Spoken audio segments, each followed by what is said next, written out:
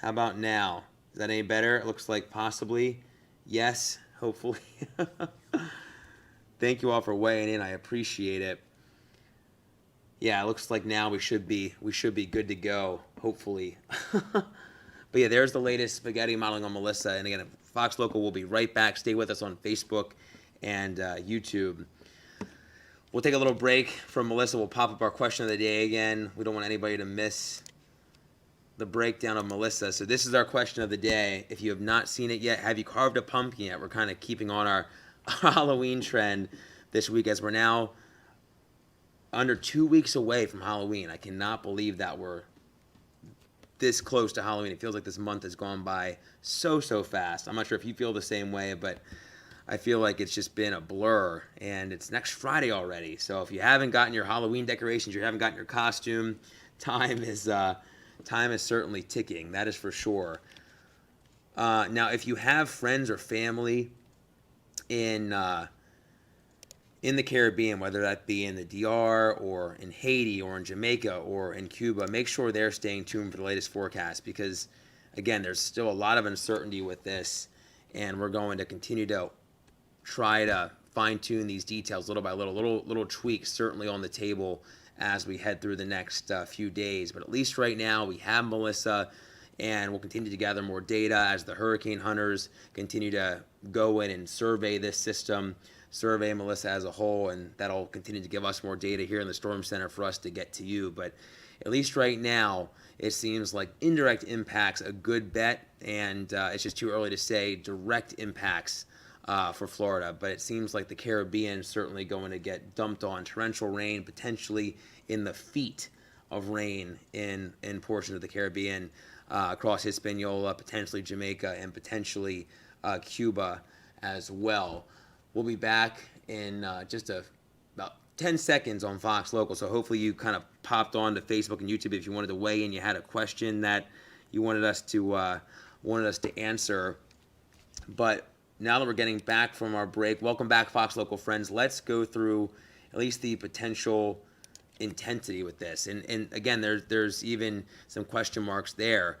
You can see where the National Hurricane Center intensity forecast is, keeping it essentially at a tropical storm until we hit mid to late week, and then it starts to close in on Category 1 strength. But there is some data that suggests it could be Hurricane Melissa by the latter half of this upcoming work week, and we'll be monitoring that as well. Now, let me show you some of the reasons why the forecast is on the murkier side, and it has to do with the placements of not just surface features, but the upper level steering as well. And as we look at this setup, you can see all the red here. And what that's essentially indicating is wind shear in the atmosphere. Now remember, if we're talking about severe weather, wind shear can help promote the formation of severe storms. But for the tropics, the more wind shear you see, the better, because it can help tear down a tropical system, essentially tear apart, shear apart a tropical system. And you can see this kind of potentially blocking this from getting out of the Caribbean. So that's why there's that potential that this could stay in the Caribbean for longer. But with an incoming dip in the jet as we head through next Monday, if this is still hanging out in the Caribbean, could this get ushered up to the north and east? Could it be closer to Florida? Could it go through the Bahamas and off to the north and east from there?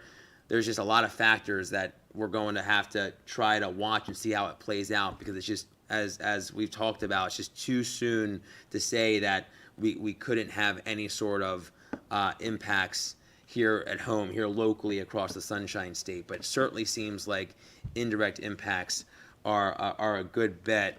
Hi, Donna. How are you? Hi, Vicky. Hi, Trey. How's it going? Thanks for hopping on. I appreciate it. See if we have any questions or comments on YouTube right now. I see Claremont. I see you watching there. Susan, how are you? Let's see. See if there's any other questions or comments. Nothing else that I can see on YouTube. But if you have something that comes across your mind, please throw it in. Now, we are going to talk a little more about the impacts that could come from the Caribbean. We'll get to Brooks and Jess in just a little bit. We'll do that after our break coming up here at 3:20. We'll hit that at just past 3:20, around 3:22. So don't go anywhere.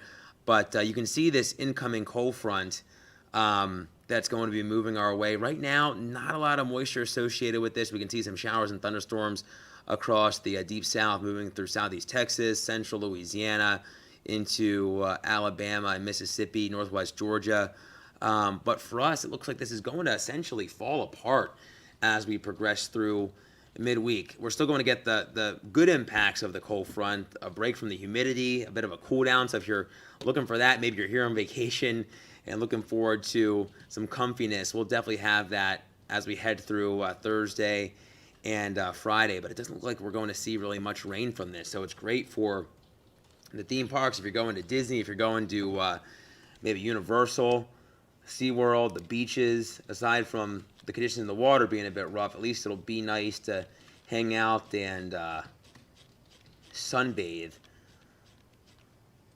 Right now, temperatures have gotten back up into the mid to upper 80s. It's a bit above normal, running a few degrees above average. 88 in Orlando, 86 in Claremont, but we still have that onshore flow, so it's certainly cooler up at the beaches. Palm Coast, Daytona, New Smyrna hanging out in the upper 70s and lower 80s, but inland, it's been a warmer and a more humid day, that's for sure.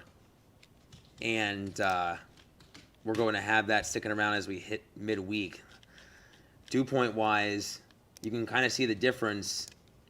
North and west, it's drier up closer to, Jacksonville, the Florida-Georgia state line. But notice, even in Gainesville, dew points are in the middle 60s. But around the Orlando metro, lower 70s. So that's still somewhat uncomfortable. I mean, we know it could always be worse. We know it can be, up in the upper 70s and lower 80s here in peak summertime heat and humidity. We're not talking about that, but still humid for Central Florida for this time of the year. But we're definitely going to get a nice break once this cold front gets through. Now, tonight, still going to have the potential for some patchy fog, especially north and west. As temperatures dip toward the dew point, we'll have a lighter wind, so we won't really have much to stir up the low levels of the atmosphere. So if you're getting out and about early on Wednesday, remember there's low beam headlights, drive carefully. If you're out at the bus stop, Ocala, Gainesville, you might want to grab a sweatshirt, a light windbreaker, a hoodie if you're getting out, because it's going to be a little chilly, not quite as cool across Orlando and around the metro as a whole, out toward the coast, low 70s, but it'll be even crisp for us as we head through Thursday morning, Friday morning. It'll be a little cooler, so you may need to grab a jacket as you're heading out to the bus stop. Tomorrow we're back in the mid to upper 80s ahead of that front, and then once that gets through later in the day, we'll get that wind back around from the northwest, and we'll start to pull in some of that drier and less humid air as we progress into our Thursday. So something to look forward to. It'll be a really beautiful latter half of the week. But if you're getting out, it'll be warm and humid at the parks. The Food and Wine Festival in full effect right now at Epcot. The good news is you won't need the poncho, but definitely bring a big jug of water, mid to upper 80s as we head through 2 o'clock. It's going to be a warmer and humid day at the parks for sure. Now, let's throw up the 7-day here, and you can kind of see what's in store the next few days. Not bad at all. Friday's probably going to be the pick of the week, the most comfy, but we are expecting another cold front to move our way. Could bring us a few showers early next week. Temperatures boost just a touch ahead of that. But overall, now that the rainy season has officially ended, looks like essentially a really great 7-day to be outdoors and enjoying all the good things that Central Florida has to offer. Now it's 3:19. When we get back from this upcoming break, we'll talk a little more about potential Hurricane Melissa down the road, but Tropical Storm Melissa right now. Brooks and Jess will have the latest in impacts that could come to Hispaniola and potentially Haiti and the Dominican Republic as it continues to organize over the next few days. So we will talk about that as well. And if you haven't weighed in on our question of the day, please do so. Let us know. I mean, it's funny because last night we had a story on on the air talking about adultoween and how adults are now loving Halloween essentially just as much as the young ones. As maybe if you have kids, your kids, but as kids in general. I mean, I for one, I've always been a Halloween lover. I've always been one to go through like haunted houses and haunted hay rides, all the fun Halloween attractions, so to speak. So I'm always about the Halloween and spooky stuff. We were a family growing up. We always decorated the house. Always was spooky and scary. So weigh in if you carved your pumpkins, because that is on our to-do list this week and this weekend, because essentially this is the last weekend to do it, unless you're going to do it a few days before Halloween, which essentially isn't bad because your pumpkin will probably look a little bit better on Halloween compared to if you carve it now. But let's pop back up our satellite imagery here of Melissa. You can see the latest on her exact location. We've certainly seen some bigger thunderstorms over the last 12 to 24 hours, and that's why we saw the National Hurricane Center certainly pull the trigger on now getting a name for Melissa, and a name for this system, and now Melissa. It's certainly something we're going to continue to watch extremely closely. Be sure to join NOAA tonight at 5 and 6, 10 and 11, and I'll be live at 8, and we'll have all the latest as we get more updates from the National Hurricane Center. But we are going to talk with Brooks and Jess here in just a moment, and you'll see what could be coming for the Caribbean as Melissa continues to organize little by little. Right now moving westerly at just over 10 miles per hour. And you can see the shades of blacks and grays. That's the storminess that is continuing to develop around the center. Still kind of a lopsided system right now as well. That'll be interesting to see as we head through time. Can we start to see this organize a bit further? But it's going to be moving into more warmth the farther west it goes in the Caribbean, and only seems like that'll be the case as it organizes just a bit further as we progress through midweek onward. All right, welcome back, Fox Local friends. We are going to talk to Brooks and Jess on how Melissa is going to unfold in the days ahead and some of the big impacts that we could see as we progress through not just the next few days, but into this weekend for the Caribbean. So Brooks, Jess, let's see what you have. Well, often weather and social issues cross lines when determining impacts from tropical systems. And in this case, we've got Melissa out there in the Caribbean that could prove to be the most disruptive, destructive, and deadly future hurricane of the 2025 season. Yeah, and we're going to be tracking this because it could essentially dump a lot of rain. The terrain of these areas is not going to help when it comes to the risk of flooding, and this could have very real human impacts. Yeah, and the human impacts are from not just the fact that major rains could fall in Haiti, for instance, but Haiti happens to be the poorest nation in the Western Hemisphere, and it is currently battling political turmoil. There's little leadership and little to no aid from their government for their people, because there really isn't a government. And unfortunately, a lot of the tracks take this near Haiti or just west of Haiti, but either way, if the center tracks between, say, Jamaica and Haiti, Haiti is that island to the right of Jamaica. It's called Hispaniola, where you see the DR, and on the left is Haiti on the western side of it. If it tracks toward Jamaica or the waters between Jamaica, Haiti, and Cuba, it would put Haiti on the dirty side, and it would be rotating in massive amounts of heavy rain over a long period as it basically stalls over that area from Thursday through Monday of next week. Now, we've been looking at the different possibilities of its track, and it seems like this one is the most likely. Yeah, and it's really interesting, too, because when we talk about, usually Cuba and Haiti and Hispaniola as a whole, sometimes we can talk about how they can help us in hurricane season with the tall mountains and how they can essentially help to kind of shred apart storms and disrupt their strengthening. But in this situation, it's not ideal because it's going to be right on the cusp of these islands, so not quite being disrupted by them, and as a result, it's going to dump a lot of rain. It's going to cause water to funnel through parts of the mountains and into the valleys where lots of people live, and ultimately that can lead to a lot of issues. Yeah, if it was to track farther west toward the Caymans, Jamaica, and Cuba, it would be a much stronger hurricane, maybe even a Category 4 or Category 5. But if it tracks into Haiti, where it is, it could stay on the weaker side, still a hurricane. But those mountains, as Jessica said, would disrupt the organization. That said, that energy is translated into heavy rain, and there's something called orographic lifting. There's an upglide effect. There's 9,000 to 10,000 foot peaks, and essentially a flow from the southwest around this future hurricane would send upwards of 15 to as many as 45 inches of rain to these very high intensity zones of terrain and mountains. And unlike flat areas where that would fall and flood them catastrophically, like if you look at 2017's Hurricane Harvey in Houston, Texas, created massive flooding, $100 billion hurricane there, but there was no mountains. The difference here is that this flows into catastrophic mudslides, and there's no stopping that water when it starts coming down a mountain, and you're talking 46 inches of rain.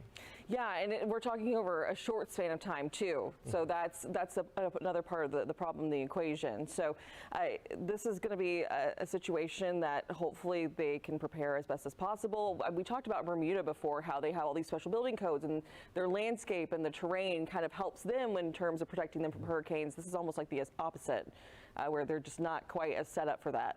Yeah, not in the least, and they're still recovering. This is where the social part of the game gets into the weather part of it as far as judging impacts. 2010, there was the massive 7.0 earthquake. You might remember the relief efforts, the Hope for Haiti concerts, all that stuff. 2016, Hurricane Matthew strikes with 20 to 40 inches of rain, causing massive flooding, killing the better part of 1,000 people in Haiti. And that last hurricane in 2016, Matthew, was one in a string of them. Jessica, you mentioned there was one in the 60s and one before that that killed thousands of people. Yeah. There have been, just about like every 20 years or so, there have been a number of hurricanes that have killed well over 1,000 people. So the names are escaping my brain at the moment, but Yeah. This is not new for them, but obviously it's still devastating every time it happens. Yeah, and Haiti's a vulnerable nation, vulnerable not just because of the terrain, but because there's a huge divide between the rich and the poor are extremely poor with no resources, no backup, no safety net. And so when catastrophic flash floods hit, they will quite literally sweep away villages that are in the countryside and in the mountains, especially near rivers where a lot of people live. Political turmoil is a major issue. There's currently no elected government. You may remember in the news in 2021, the president of Haiti was assassinated, and gang violence has taken over the nation. In fact, the nation of Kenya has sent troops to Haiti, backed by the United Nations, to try and add political stability. They have been vastly underfunded, and they're struggling. They still haven't caught a lot of the players that they say are the bad guys in this game, and so there's little or no disaster aid. So all said, you've got the meteorological side of it with what could be a pretty major system, the most deadly hurricane potential of the season so far, maybe one of the biggest hurricanes, and on top of that, it could strike one of the more vulnerable areas. Yeah, so we're going to stay on top of this, and we'll keep you posted. We do have Tropical Storm Melissa, and it's going to be working into that untapped environment. So this will be an updated story as the next couple of days wear on. Yeah, if you happen to be watching from the Caribbean, of course we're streaming, so you can watch us anywhere in the world. If you're in Jamaica, if you're in the Cayman Islands, if you're in Cuba, by chance, if you're in Haiti, the Dominican Republic, even the Turks and Caicos, you'll want to watch this extremely carefully.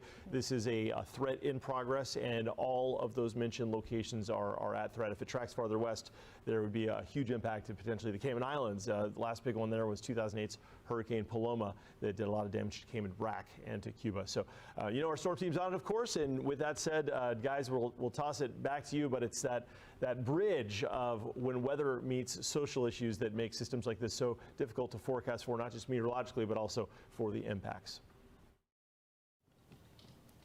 Thanks, Brooks. Thanks, Jess. Yeah, it's just really tough to see when a nation can't really handle. I mean, it's bad enough when we have any sort of tropical storm or hurricane making landfall, but when it's a nation that doesn't have the resources and doesn't have the infrastructure, we know it can be all the more worse. So that's something we'll have to watch. Again, if you have friends or if you have family in the DR, in Haiti, in Jamaica, even in parts of Cuba, it's too early to say who's going to get the worst right now, but it seems like someone could get a ton of rain from this, and it could be measured in feet, not inches, that's for sure.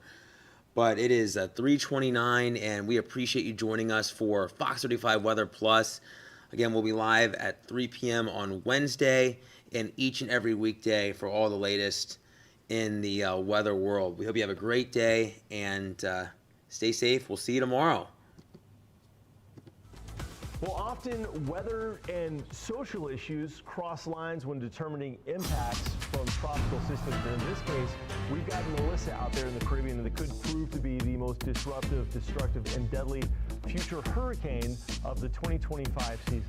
Yeah, and we're going to be tracking this because it could essentially dump a lot of rain. The terrain of these areas is not going to help when it comes to the risk of flooding, and this could have very real human impacts. Yeah, and the human impacts are from not just the fact that major rains could fall in Haiti, for instance, but Haiti happens to be the poorest nation in the Western Hemisphere, and it is currently embattling political turmoil. There's little leadership and little to no aid from their government for their people because there really isn't a government. And unfortunately, a lot of the tracks take this near Haiti or just west of Haiti, but either way, if the center tracks between things,